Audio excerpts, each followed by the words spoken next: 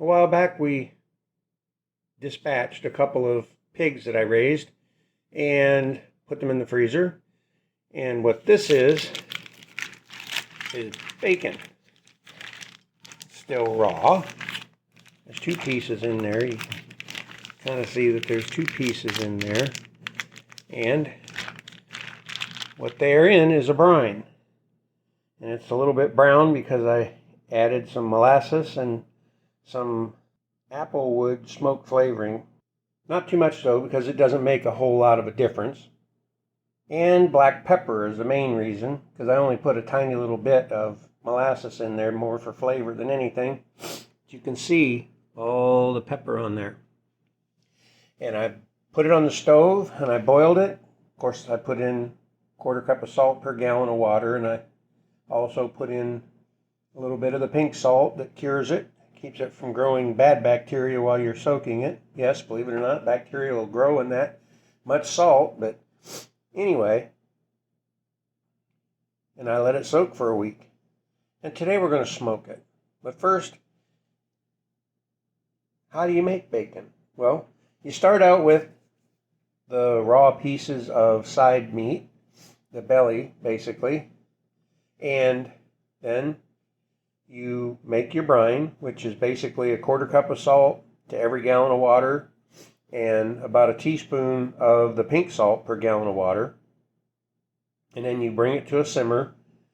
You don't have to bring it to a simmer if all you add is salt, but it's not going to be the best tasting with just salt.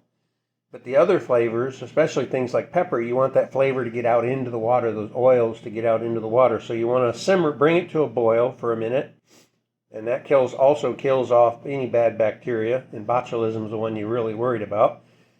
Then you let it cool completely. You put it in the fridge, let it get nice and cold, and then you put your meat in that brine. And you let it brine. Since it's so thin, 5 or 6 days is more than enough for this. And then what do? That I'll show you next. What you do next is you transfer it into a pan that has a little bit of depth, like the one you see here. And you just cover it with water. I put water in the pan, I put the meat in the pan, you rinse it, and then you put it in the pan. And then you fill it the rest of the way up and cover it with water, which I will do off screen in a moment. And then you put it away in the refrigerator to soak for several hours. You could even soak it overnight if you want. The reason for this is it's going to be too salty. You need to draw some of the salt back out, but the salt water helped draw the flavor down into the center of the meat. So that's why it needed to be there in the first place. And it protected it from going bad while it was brining. So I'm going to cover this with fresh water and put it in the refrigerator for a while. Yep, that's the next step. Get the smoker ready.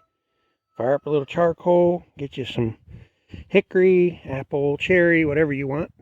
Today we're going to be using hickory for the fire and cherry for the smoke. So we'll have hickory and cherry together, really. Ought to make some fantastic bacon. We're going to throw a little bit of chicken in there too that's been in the fridge for a few days marinating, so that ought to be good too. Okay, it's the next day.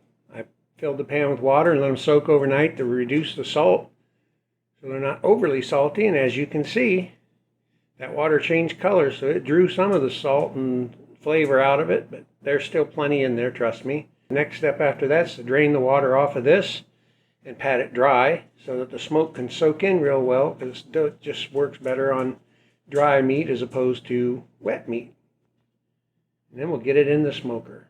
Okay, now I've got them all patted dry and on a plate, ready to take them out to the smoker. You might want to have one of these things handy. Check the description. I'll have a link or two down there for you. That would be one of them. So that you're ready to check the internal temperature, because you don't want it to go over about 150. 145 is optimal. Okay, we got the bacon on the top and the chicken in the bottom. The drumsticks have been soaking in barbecue seasoning for 3 days. The thighs have been soaking in spicy seasoning for 5 days, so they ought to be good, especially when a little bit of that bacon fat drips on them. But not too much, because we don't want to cook the bacon in here. We just want to smoke the bacon. So about 145, 150 is all you want to go. Any more than that, you're going to start cooking it.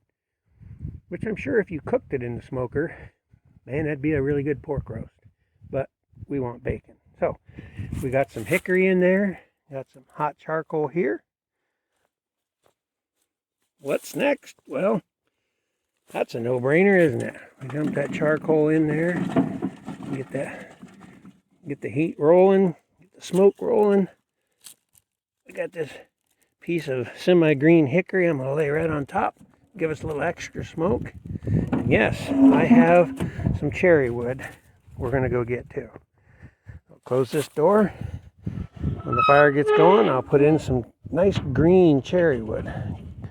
If you can get green wood, like literally cut off of a living tree, that makes a lot better tasting smoke, especially with apple, than dried wood ever will. A lot better flavor, a lot more flavor. Got smoke coming out the chimney. Let's go get that cherry wood and put on, and I'll be back with you when we're done. And this is what it looks like after you take it out of the smoker. I've already cut a little bit of it so you can see inside. Looks like bacon. On the outside, looks like a smoked piece of meat. But it's not cooked. Not yet. I can't speak for the flavor yet, but the smell is wonderful. Nice and smoky. Looking forward to that first bite. So let's do that.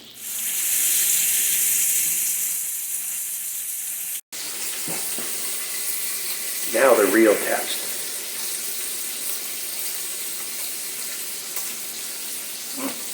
That's good.